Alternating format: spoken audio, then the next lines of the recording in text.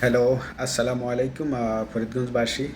আমাদের ফরিদগঞ্জের চাঁদপুর জেলা, ফরিদগঞ্জ ৪ আসন, ১২ই ফেব্রুয়ারি জাতীয় সংসদ নির্বাচন। এটা আপনারা সবাই অবগত আছেন, সবাই জানেন। তো ১২ই ফেব্রুয়ারি যে জাতীয় সংসদ নির্বাচন হবে, এখানে আমাদের ফরিদগঞ্জে জামায়াতে ইসলামের পার্টি আছে, বিএনপির প্রার্থী আছে এখন বর্তমানে ২ জন। যেমন এম এ হান্নান, ওনাকে বিএনপি থেকে নমিনেশন দেওয়া হয়নি, কিন্তু উনি 100% কনফার্ম ছিলেন উনি নমিনেশন পাবেন। যাই হোক,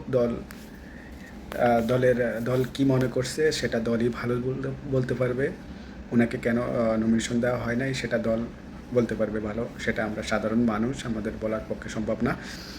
তো এখন লায়ন হারুন, উনাকে দল থেকে নমিনেশন দিয়েছে দানের শেষ প্রতীকে। এখন এম এ হান্নান, উনি দলের উনার যে নেতাকর্মী আছে, উনি দীর্ঘদিন যাবৎ ফরিদগঞ্জবাসীর জন্য অনেক কাজ করেছে, অনেক উন্নয়ন করেছে। এটা যারা ফরিদগঞ্জবাসীর যারা আছেন সবাই মোটামুটি অবগত আছেন। তো কার কতটুকু অবদান ফরিদগঞ্জবাসীর জন্য, এটা ফরিদগঞ্জবাসী ডিসিশন নিবে। ফরিদগঞ্জবাসী কাকে আগামী ৫ বছরের জন্য ফরিদগঞ্জবাসীর জন্য এমপি নির্বাচিত করবে, কে নির্বাচিত হলে ফরিদগঞ্জবাসীর জন্য ভালো হবে, কাকে নির্বাচিত করলে ফরিদগঞ্জবাসী উন্নয়ন হবে, সেই সিদ্ধান্ত একমাত্র ফরিদগঞ্জবাসীকে নিতে হবে। ফরিদগঞ্জবাসীকে বুঝতে হবে যে আমাদের এলাকার জন্য বা গরিব দুঃখী মানুষের জন্য, গরিব যাদের পাশে দাঁড়াবেন।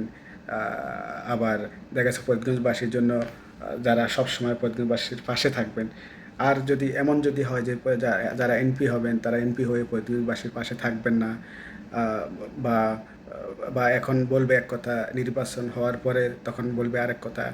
তো এখন যারা জনগণ আছেন, তাদেরকে সিদ্ধান্ত নিতে হবে।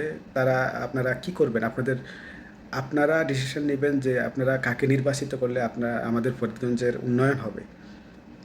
এখন দুজন প্রার্থী বিএনপির, একজন বিএনপি থেকে নমিনেশন পেয়েছেন, আরেকজন বিএনপি থেকে নমিনেশন পাননি। যিনি বিএনপি থেকে নমিনেশন পাননি, উনিও বিএনপিরই লোক, এম এ হান্নান। তো উনি ওনার নেতাকর্মীদের চাপের মুখে পড়ে উনি স্বতন্ত্র অবস্থায় দাঁড়িয়েছেন। তো এখন আপনাদের আরেকজন আছেন, উনি হচ্ছেন লায়ন হারুন, উনি বিএনপির নমিনেশন প্রাপ্ত। তো এখন আপনাদের যারা প্রতিনিধিবাসী আছে, আপনারা সিদ্ধান্ত নেবেন আপনারা কাকে নির্বাচিত করবেন, কাকে নির্বাচিত করলে আমাদের এলাকার উন্নয়ন হবে, এলাকার মানুষের পাশে থাকবে। তো দেখা হবে ১২ই ফেব্রুয়ারি। আসসালামু আলাইকুম।